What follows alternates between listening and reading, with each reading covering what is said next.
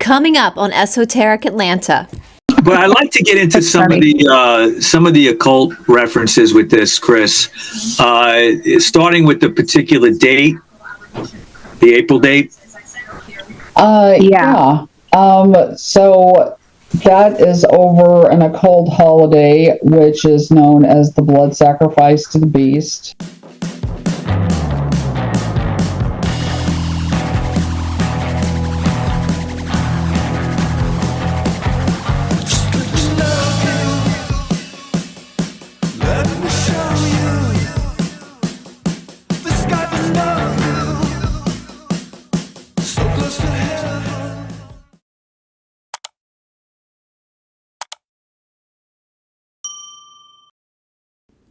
Hello, you guys, and welcome back to the show. I have an 18-minute introduction video to this show today here on YouTube. Before I play that introduction video, I want to make a note. When I filmed the introduction video, I filmed it with the hopes that I could get this whole episode up on YouTube. However, when I was going through the footage with our guest, I realized that trying to mute certain words really just kind of ruined the story. And so I'm doing what I normally do here with these types of cases. If you would like to go ahead and skip ahead to the roundtable interview with Ann and Tawny and Rocker Mike and Chris. Ann and Tawny were the two little girls back in 1965 who discovered Karen in a park up in New York. If you want to just go ahead and skip to that episode, it is over on the R platform, RUMBLE. The thumbnail is up here. You're seeing it on the screen right now. However, my friends, if you are not familiar with this case, or you're not familiar with someone like John Paul Raniere, I would suggest that you first watch this video, because in this introductory video, this 18-minute introductory video, I am going to go through just the basics of this case and who John Paul Raniere is and how he relates to witnessing some of this occult activity allegedly for entertainment purposes. So as you'll see, I shot the introduction video with the thought that I was going to put it all on YouTube, but after, again, I just can't do that. So here is the introduction video with information about this case and John Paul Raniere. And once you're finished with that, go ahead and head over to RUMBLE.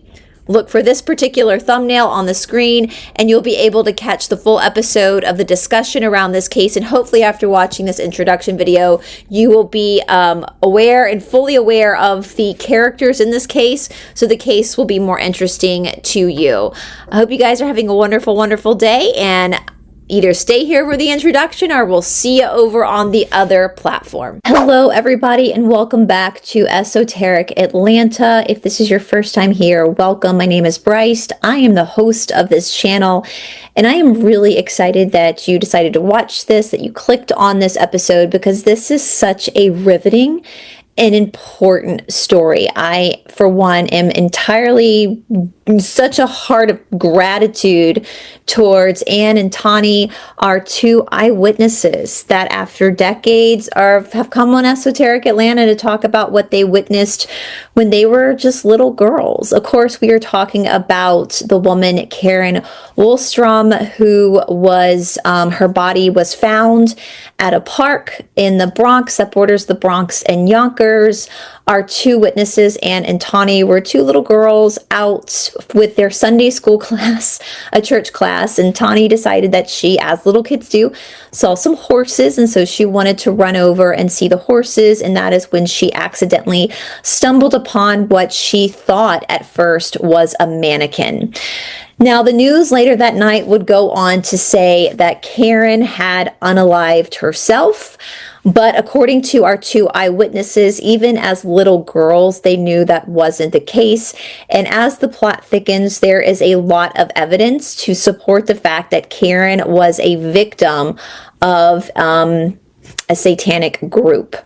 Now, before we get into the interview today, there is some background information that I wanted to share with you guys to make this interview even more understandable. There's going to be some names spoken about that if you're not in the Son of Sam community, you might not recognize these names, but it's important to know who these people are.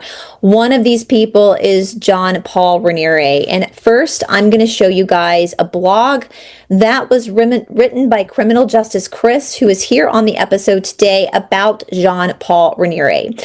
Now, if you're watching this, and if this is your first time here on planet Earth, if you're on YouTube, as you go about this episode, you're going to notice that I am going to have to mute some words in my portion here in the beginning and also in the back portion. That is just so we comply with YouTube's community guidelines. It's very hard for true crime to comply with that, but thus here we are. I am also going to be providing a link to Criminal Justice Chris's blogs, all her blogs, down in the description box below so that you can either prior to watching this episode or after go back and see a little bit more about why this case is important, not just because of Karen's life, but because of the bigger picture at play.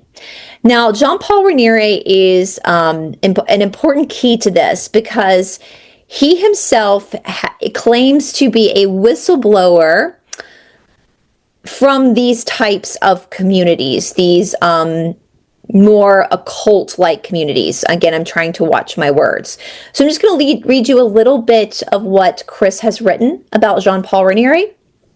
In the book by David Carter, Stonewall, The Riots That Sparked the Gay Revolution, Carter writes that Edward Murphy, who was also a convicted criminal and part of the alphabet community — I don't think we can actually say this anymore on YouTube, so that's why I'm calling it that. I'm not trying to be disrespectful.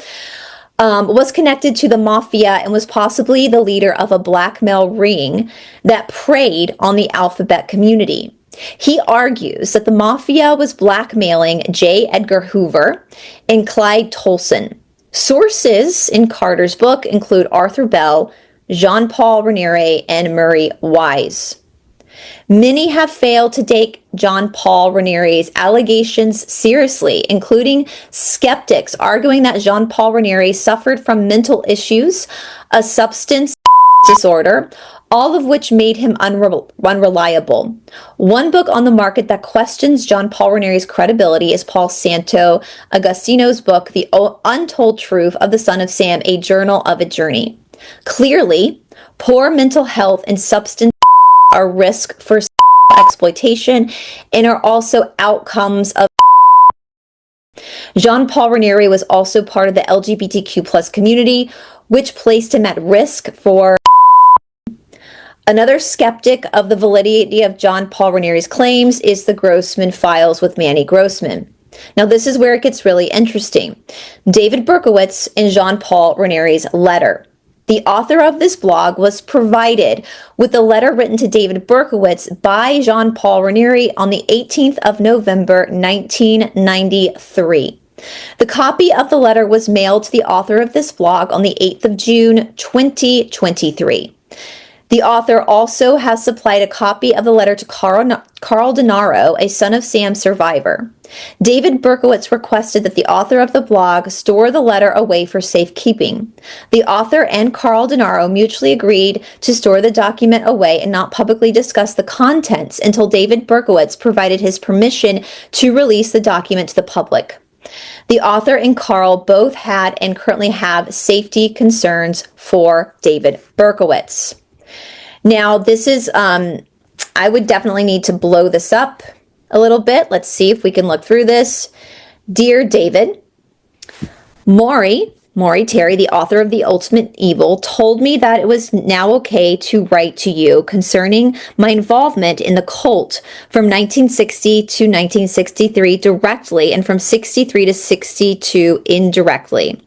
It was John Carr who initially sponsored me into the group, also into introducing me to the rugs and adult beverages in the process. Initially, this group was Druid in ritual. There we go. And I got to, I think that's something about getting to know them in a very, and I cannot make that word out, guys. Something by them in a very mostly ritual in 1961. Soon thereafter, I was forced into carpooling by these people. However, I contend that I met you on more than one occasion and that you were very young and impressionable. I know you weren't the only. John told me quite a bit in 1972, and I know just how dangerous these people are. Then I tried to expose the group in 1971 and 1972. I got set up and left for unaliving. The details are just now coming back. I also know that John and his brother were programmed to self-destruct if they remembered too much. There's so much I know, and there are things you know that can answer the missing years of my life from 1965 to 1969. I only have vague flashbacks for this period. Jesus said in the gospel to ask and it shall be given unto you, and ask in my name to the Father and it will be given unto you. Very simply, I am asking you in Jesus' name to please see. I'm asking you in Jesus' name to please see me. David, whether you know it or not, I do need you and your help. I am willing to catch the next train out to New York so I can talk in total confidentiality. Maury promised me that our potential connections would be kept secret. Only if you choose to talk again to the press would I support you. David, whether you understand or not, I do feel your pain. Then Maury could never fully comprehend, and since he didn't live through it.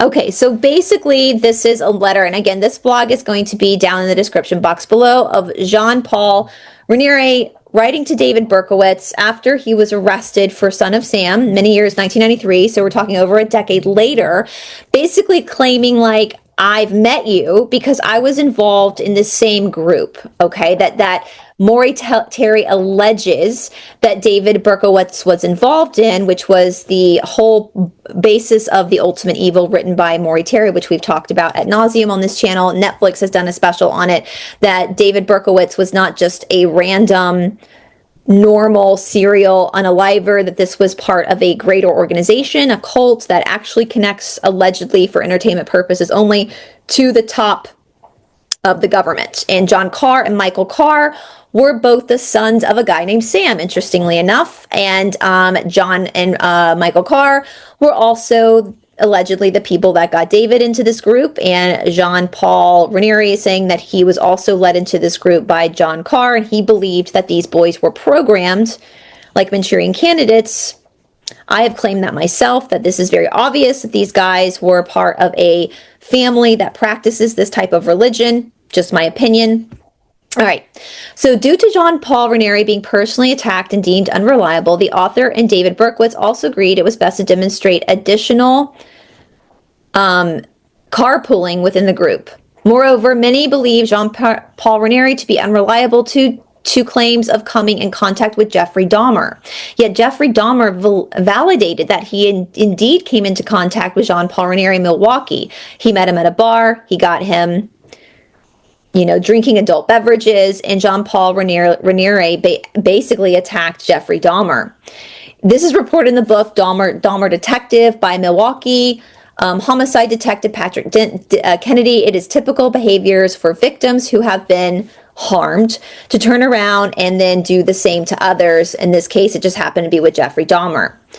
The author and David Berkowitz feel that carpooling has been demonstrated through the release of the recent FOIL through the Bakersfield Police Department on Dawn Koons, which we have covered Dawn Koons here as well. I will tag that down below. She's also got articles written on her as well.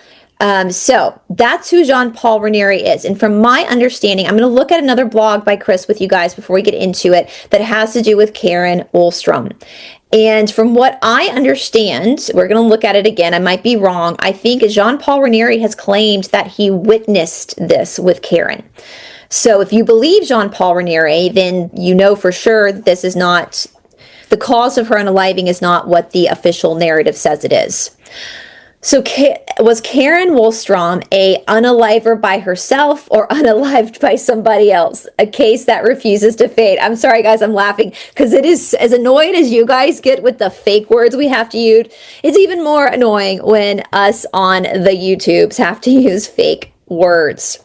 So on April 24th, 1965, the body of 27-year-old Karen Wahlstrom was discovered in Van Cortlandt Park, straddling the Bronx-Yonkers border. Official reports labeled it a self-unaliving from this type of pew-pew, which we're going to talk about in the episode.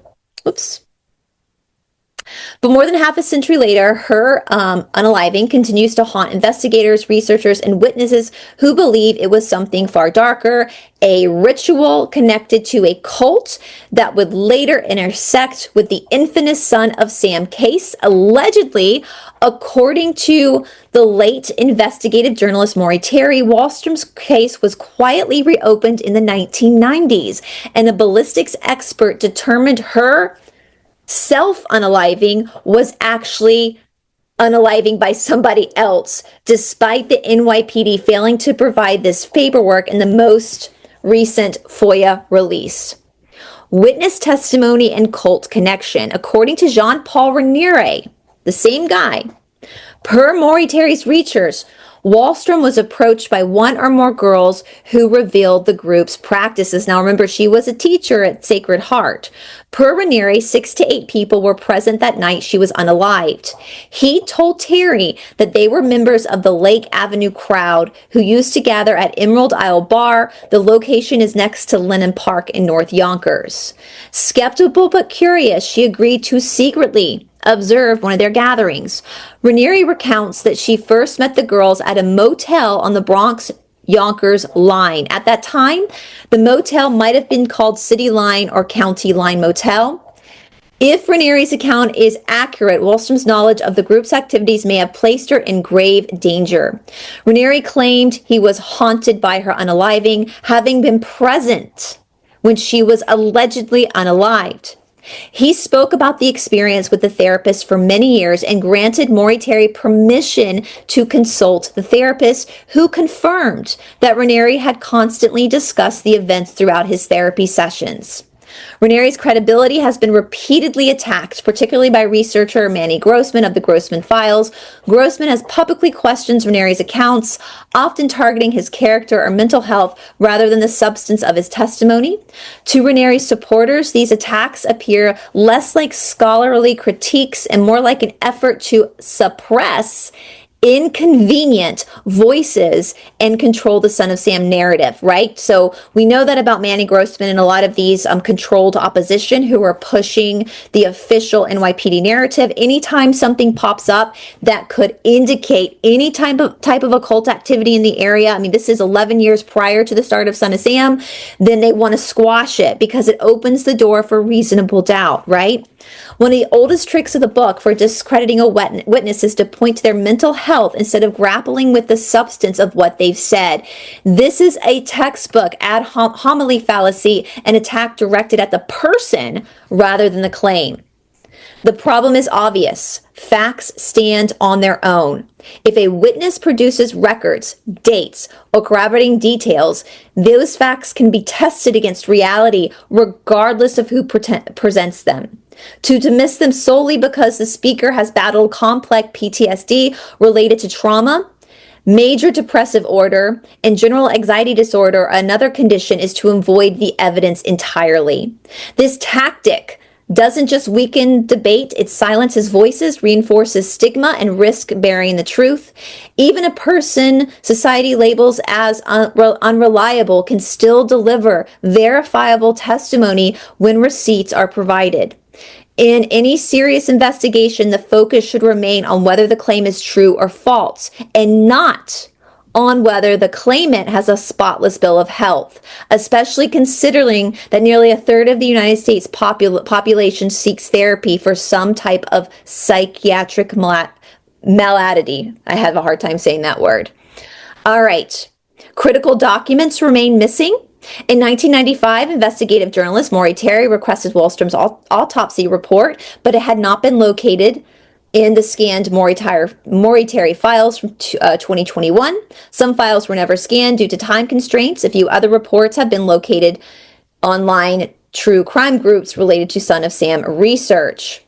Okay, so I am going to put the rest of this article down in the description box below so you can read it, because we are going to talk to our eyewitnesses about what they remember seeing two little girls the night or the day that they found her. That they're the ones who found hikers. They say hikers find a Yonkers girl hiding with a group of children found the body of young Riverdale woman Saturday in Van Cortlandt Park.